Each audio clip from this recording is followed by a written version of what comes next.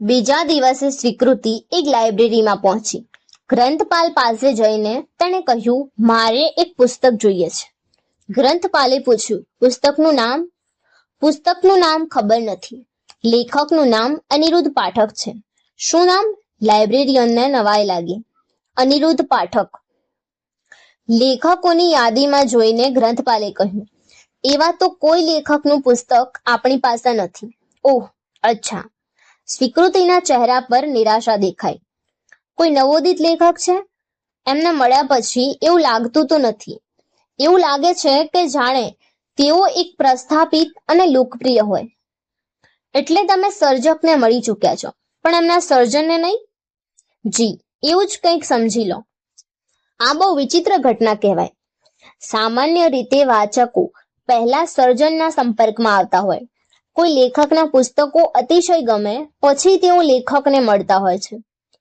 મને લેખક ગમ્યા છે એટલે એમના પુસ્તકો શોધી રહી છું. તો કદાચ કોઈ અજાણ્યા પ્રકાશકનું હશે. ઢગલાબંધ લોકો લખે છે. કેટલાય લેખકોના પુસ્તકો કબાટમાં ધૂળ ખાય છે. કેટલાયના પસ્તીમાં જાય છે અને કેટલાકના શું? એ લાયક જ નથી હોતા કે કોઈ લાઇબ્રેરી કે બુક સ્ટોર સુધી પહોંચી શકે. એ લેખકની લાયકાત વિશે કંઈ પણ બોલવાની આપણા બંનેની લાયકાત નથી. જે ગુમનામ લેખકની તમે આટલી તરફેણ કરી રહ્યા છો, એમનું એક પુસ્તક મળી જાય તો પણ તમારો ભરોસો સાર્થક ગણી લઈશ. મારો ભરોસો કોઈ સાર્થકતાનો મોહતાજ નથી. એક નહીં, એ લેખકના 10 પુસ્તકો શોધી બતાવીશ. All the best. એક કટાક્ષભર્યું સ્મિત કરીને ગ્રંથપાલે કહ્યું. સ્વીકૃતિ ગુજરાતી પુસ્તકોના વિભાગમાં પ્રવેશી. તેની સામે એક વિચિત્ર પડકાર હતો. લેખકના વિચારો અને વ્યક્તિત્વને જાણ્યા પછી તેમના પુસ્તકને શોધી કાઢવાનો. કબાટ અને શેલ્ફમાં ગોઠવાયેલા અસંખ્ય પુસ્તકોની વચ્ચે સ્વીકૃતિ લટાર મારવા લાગી. તેની નજર સામે અનેક શીર્ષક અને લેખકો હતા. ટૂંક સમયમાં જ તેને ખ્યાલ આવી ગયો કે લેખકના મૂળ નામની જાણકારી વગર તેમને લખેલું પુસ્તક શોધવું અશક્ય છે. નિરાશ થઈને તે પાછી ફરી. એ જ સમયે અચાનક તેનું ધ્યાન એક પુસ્તક પર વળ્યું, જેનું શીર્ષક હતું લગાવની લગોલગ, ઘાવ અને લગાવના સમીકરણો. આ શીર્ષક તેને પરિચિત લાગ્યું. તેને થયું કે આ નામ તેને પહેલા પણ ક્યાંક સાંભળેલું છે, પણ ક્યાં? તેણે કશુંક યાદ કરવાનો પ્રયત્ન કર્યો અને ભૂતકાળનો એક સંવાદ તેની નજર સામે તરી આવ્યો. મારી અસલામતી અને ડરનું કારણ શું છે? હું આવી કેમ છું? મારો એક પણ સંબંધ સ્થાયી અને સલામત નથી. કાં તો કોઈકને પામી લેવાની દોડ છે ને કાં તો કોઈને પકડી રાખવાની જીદ. કાં તો કોઈકને નહીં મળે એની ચિંતા છે, કાં તો કોઈક છૂટી જશે એનો ડર. હું સ્ટેબલ અને નોર્મલ કેમ નથી મિસ્ટર પાઠક? કેમ મારે સતત કોઈનો સહારો જોઈએ છે? એક પુસ્તક છે જેનું નામ છે લગાવની લગોલગ. એ પુસ્તકમાં તને આ બધા જવાબો મળી જશે. શેના વિશે છે એ પુસ્તક? પેરેન્ટિંગ વિશે, અનિરુદ્ધ સ્મિત કરીને કહ્યું. સ્વીકૃતિ હસવા લાગી. મારે હજુ વાર છે. પેરેન્ટિંગનું પુસ્તક હું અત્યારે શું કામ વાંચું? તારા બાળકો માટે નહીં. તારે આ પુસ્તક તારા મા બાપ માટે વાંચવાનું છે. આટલી મુલાકાતો દરમિયાન મિસ્ટર પાઠકે ફક્ત એક જ પુસ્તક સજેસ્ટ કર્યું અને એ પણ પેરેન્ટિંગ વિશે. એવું વિચારતી સ્વીકૃતિએ પુસ્તક હાથમાં લીધું. કોઈ અજાણ્યા લેખક દ્વારા લખાયેલું એ પુસ્તક ખાસ કંઈ પ્રભાવશાળી નહોતું, પણ મિસ્ટર પાઠકે કહેલું એટલે સ્વીકૃતિએ પરાણે એ પુસ્તક ખોલ્યું. પહેલા પ્રકરણનો પહેલો જ ફકરો વાંચીને તેના પગ તળેથી જમીન સરકવા લાગી. અટેચમેન્ટ સ્ટાઇલ વારસાગત હોય છે. મમ્મી કે પપ્પા જે રીતે એના બાળક સાથે જોડાય છે, ભવિષ્યમાં એ જ રીતથી તેમનું સંતાન આસપાસના લોકો સાથે જોડાય છે. મમ્મી કે પપ્પાના લગાવનો પ્રકાર ધીમે ધીમે બાળક અપનાવતું જાય છે. પછી એ જ અટેચમેન્ટ સ્ટાઇલ બાળક માટે કાયમી બની જાય છે. એ બાળકના પુખ્ત બન્યા પછી એના તમામ સંબંધો એ જ અટેચમેન્ટ સ્ટાઇલને કારણે બને છે, ટકે છે કે તૂટે છે. આટલા જ શબ્દોએ સ્વીકૃતિના માનસ પર એક કુહાડી માફક પ્રહાર કર્યો. પુસ્તક લઈને ચૂપચાપ સ્વીકૃતિ લાઇબ્રેરીની એક ખુરશી પર બેસી ગઈ. થોડા વધારે પાના વાંચી લેવા માટે એ જાતને રોકી ન શકી. એ ઉતાવળે પાના ફેરવતી ગઈ. ધીમે ધીમે તેને તમામ સવાલોના જવાબો મળતા ગયા. અટેચમેન્ટ સ્ટાઇલ એટલે કે લગાવના મુખ્ય બે પ્રકારો હોય છે, સલામત અને અસલામત. લગાવમાં સલામત ઢબે જોડાયેલી વ્યક્તિ સ્વમાની, આત્મવિશ્વાસુ અને સંતુષ્ટ હોય છે. તેને સંબંધ તૂટી જવાનો કે પ્રિયજનથી છૂટી જવાનો ડર નથી હોતો. કોઈ ચિંતા, અસલામતી કે ભય વગર એ વ્યક્તિ સંબંધ નિભાવી શકે છે, પ્રેમ અને ટેકો આપી શકે છે. તેમનામાં આત્મવિશ્વાસ હોવાથી તેઓ કશું જ છુપાવતા નથી. તેમને વારંવાર પ્રશંસા કે ભરોસાની જરૂર નથી પડતી. તેઓ અન્યના અભિપ્રાયોની દરકાર નથી કરતા. પૂર્ણ સ્થિરતા અને સ્વસ્થતા સાથે તેઓ ભાવનાત્મક રીતે જોડાય છે. આ બાજુ અપર્ણા પોતાની અસલામતી અને ડર સુધાકર સાથે શેર કરી રહી હતી. તેઓ બંને સોફા પર બેઠા હતા. અપર્ણાનું માથું સુધાકરના ખભા પર ટેકવાયેલું હતું.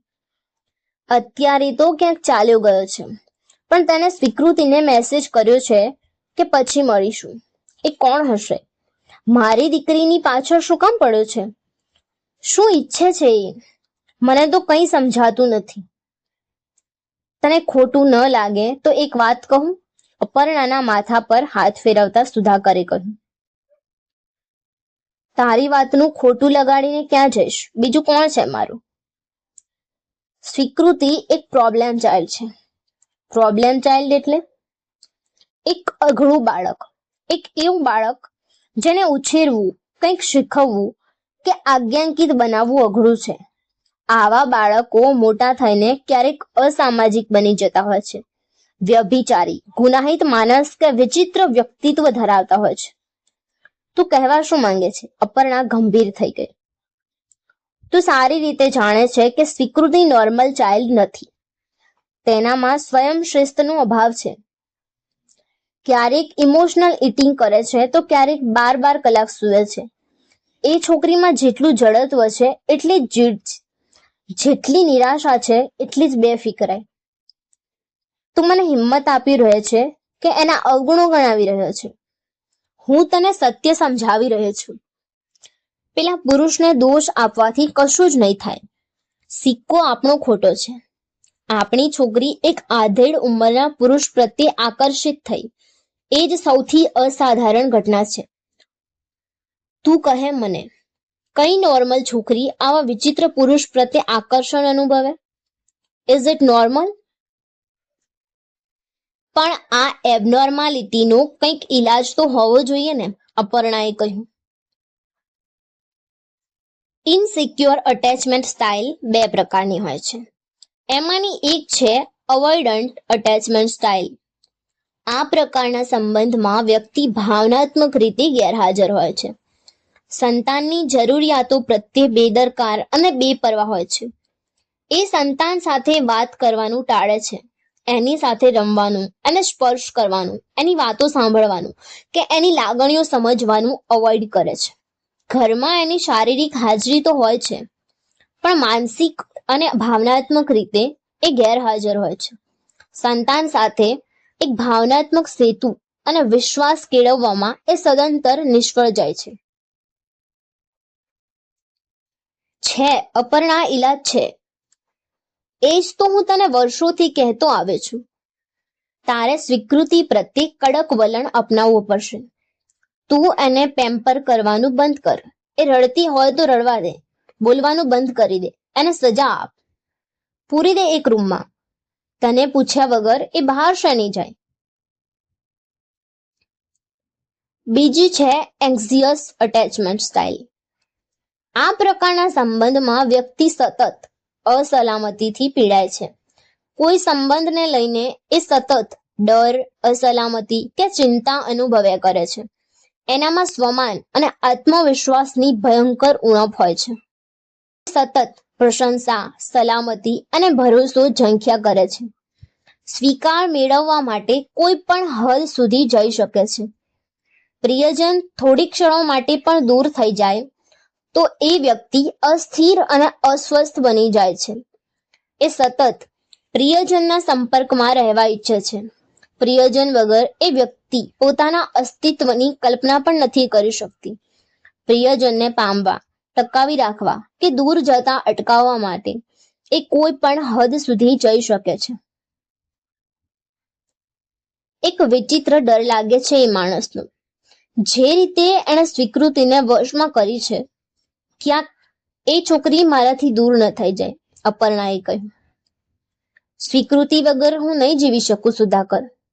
મારી નજર સામે કોઈ માણસ એને ભોળવીને ચાલ્યો જાય એ હું કઈ રીતે સહન કરી લઉં? સ્વીકૃતિ પર ફક્ત મારો પ્રભાવ રહેવો જોઈએ. તું એની માં છે, એ તારાથી દૂર કઈ રીતે જઈ શકે? તો પછી કેમ એ પેલા પુરુષની તરફેણ કરે છે? કેમ મારી વાત નથી સાંભળતી?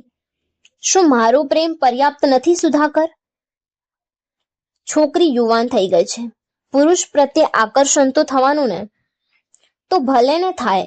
એનો કોઈ બોયફ્રેન્ડ હોય એમાં મને વાંધો જ નથી સુધાકર. હું તો સામેથી એને પૂછતી રહી છું કે તને કોઈ છોકરો ગમે છે, પણ એને ક્યારેય ખુલીને વાત જ નથી કરી. હું તો ઈચ્છું છું કે એને બોયફ્રેન્ડ હોય, એક નહીં અનેક પુરુષો એના ઇન્ટરેસ્ટ બતાવે, એ ડિમાન્ડમાં હોય. પણ એક 45 વર્ષના પુરુષ પ્રત્યે આકર્ષણ થવું એ એબનોર્મલ નથી? મેં તને પહેલા જ કહ્યું કે એ પ્રોબ્લેમ ચાઇલ્ડ છે. તો શું એ નોર્મલ રિલેશનશિપ ન રાખી શકે? જેમ ધ્રુવીને કોઈ બોયફ્રેન્ડ છે, એમ સ્વીકૃતિને પણ એક સમવયસ્ક બોયફ્રેન્ડ ન હોઈ શકે? કે પછી? અપર્ણાનો ચહેરો ચિંતાતુર થઈ ગયો. ક્યાંક એવું તો નથી ને કે એની ઉંમરના છોકરાઓ સ્વીકૃતિમાં ઇન્ટરેસ્ટ નથી લેતા? એના શરીર અને દેખાવને કારણે કોઈ પુરુષને એના પ્રત્યે આકર્ષણ જ નથી હોતું? આ આધેડ પુરુષે થોડોક ઇન્ટરેસ્ટ બતાવ્યો હોય અને સ્વીકૃતિ લપસી ગઈ હોય, એવું તો નથી ને? તો વધારે પડતું વિચારી રહી છે. બિલીવ મી, આ સંબંધ લાંબો નહીં ટકે. અરે પણ અત્યારે તો ચરમસીમાએ છે ને. અત્યારે એ છોકરીને પેલાથી દૂર કેમ રાખવી? હમણાં તો એ બહારગામ છે, એ પાછો આવે એ પહેલા કંઈક વિચારીએ. એક્સક્યુઝ મી, શું આ પુસ્તક હું ઘરે લઈ જઈ શકું? સ્વીકૃતિએ ગ્રંથપાલને પૂછ્યું. શું તમે આ લાઇબ્રેરીના મેમ્બર છો? ના, મેમ્બર તો નથી. તો બની જાઓ ને. પછી તમે ઈચ્છો એટલા પુસ્તક ઇસ્યુ કરાવી શકો છો. થોડું વિચારીને સ્વીકૃતિએ કહ્યું, સારું, તમારું ફોર્મ આપો. નજીવી રકમનું લવાજમ ભરીને સ્વીકૃતિ તરત જ લાઇબ્રેરીની સભ્ય બની ગઈ. છેલ્લી સહી કર્યા પછી ગ્રંથપાલે તેને એક ચોકલેટ આપી. આ શાને માટે? સ્વીકૃતિએ પૂછ્યું. 20થી વધારે ઓટીટી પ્લેટફોર્મ છે. ઘરે બેઠા પછી 199 રૂપિયામાં તમે કોઈ પણ ઓટીટી ચેનલનું સબસ્ક્રિપ્શન ભરી શકો છો. એવા સમયમાં એક પુસ્તકાલયનું સબસ્ક્રિપ્શન ભરવા બદલ અમારા તરફથી એક નાની એવી શાબાશી. તમને જે લેખક જોઈતા હતા એ તો કદાચ નહીં મળ્યા હોય, પણ ઘરે લઈ જવા જેવું કંઈક તમને મળ્યું, એ વાતનો આનંદ, ગ્રંથપાલે કહ્યું. સ્વીકૃતિનો ચહેરો ખીલી ઉઠ્યો. Thank you so much. અહીં હું એ જ લેખકને શોધતી હતી જેના કારણે હું અહીંયા સુધી પહોંચી છું. તમે જેને શોધતા હો એના કરતા તમને જે મળ્યું હોય એ ક્યારેક વધારે કિંમતી હોય છે, ગ્રંથપાલે કહ્યું. પુસ્તક લઈને સ્વીકૃતિ લાઇબ્રેરીમાંથી નીકળી ગઈ, પણ તેની અંદરથી લાઇબ્રેરી નીકળી ન શકી. એક પુસ્તકે તેના અર્ધ જાગૃત માનસ પર જે પ્રહાર કરેલો એમાંથી એ નીકળી નહોતી શકતી. ઘરે પાછા ફરતી વખતે એ ચેતનાની કોઈ અલગ જ અવસ્થામાં હતી. મનના દ્વાર ખોલવા માટે ક્યારેક એક પુસ્તક જ પર્યાપ્ત હોય છે. એક લેખક, એક મુલાકાત, એક પ્રકરણ, પાનું, ફકરો કે પછી માત્ર એક વાક્ય. થોડી ક્ષણો પહેલા વાંચેલા એ પુસ્તકના કેટલાક વાક્યો સ્વીકૃતિના મનમાં ઘુમરાયા કરતા હતા. જો માતા અને પિતા બંનેની અટેચમેન્ટ સ્ટાઇલ ઇનસિક્યોર હોય તો એ સંજોગોમાં સંતાનની અટેચમેન્ટ સ્ટાઇલ પણ ઇનસિક્યોર જ રહેવાની, સિવાય કે ઘરમાં દાદા દાદીની હાજરી હોય. પણ એક વાત તો નક્કી છે, જે પ્રકારના લગાવથી ઘરના વાલી કે વડીલો બાળક સાથે જોડાય છે, મોટા થયા પછી એ બાળક પણ એવા જ લગાવથી આ જગત સાથે જોડાય છે. એ બહેન, ધ્યાન ક્યાં છે? એક રિક્ષાવાળાએ ઓચિંતી બ્રેક મારીને ગુસ્સામાં પૂછ્યું. ત્યારે સ્વીકૃતિને ખ્યાલ આવ્યો કે ફક્ત તેનું શરીર રસ્તા પર છે, મન નહીં. તેનું મન તો ક્યાંક બીજે હતું. ઓન અ લાઇટર નોટ, મેડિકલમાં ભણતી છોકરી એક લેખકના ચક્કરમાં કઈ રીતે પડી? સુધાકરે પૂછ્યું. મને પણ એ જ નવાઈ લાગે છે. કેટલું સરસ રીતે બધું ચાલતું હતું. મેડિકલનો અભ્યાસ, ડ્રીમ કરિયર, ઉજ્જવળ ભવિષ્ય અને રોજગારની અસંખ્ય તક. સ્વીકૃતિના જીવનમાં જ્યારથી આ અણધાર્યો વળાંક આવ્યો છે, ત્યારથી હું પણ સ્તબ્ધ અને હેરાન છું, અપર્ણાએ કહ્યું. પુખ્ત થયા પછી જો અવોઇડન્ટ અટેચમેન્ટ સ્ટાઇલ અપનાવશે તો જીવનભર એ કોઈની સાથે ભાવનાત્મક લગાવ કેળવી નહીં શકે. એ લોકોને ટાળ્યા કરશે. કોઈ સાથે નિકટ કે આત્મીય થવામાં તેને મુશ્કેલી પડશે. અને જો એન્ક્સિયસ અટેચમેન્ટ સ્ટાઇલ અપનાવશે તો લોકો તેનાથી દૂર થતા જશે.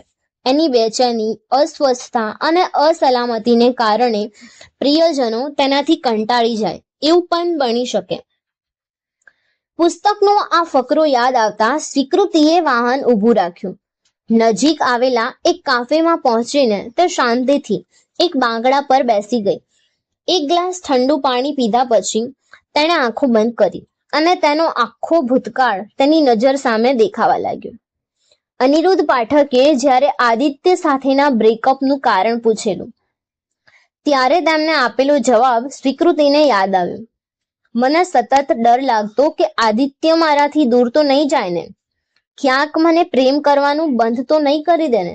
મને ચિંતા અને અસલામતીમાં હું સતત એને ફોન અને મેસેજ કર્યા કરતી.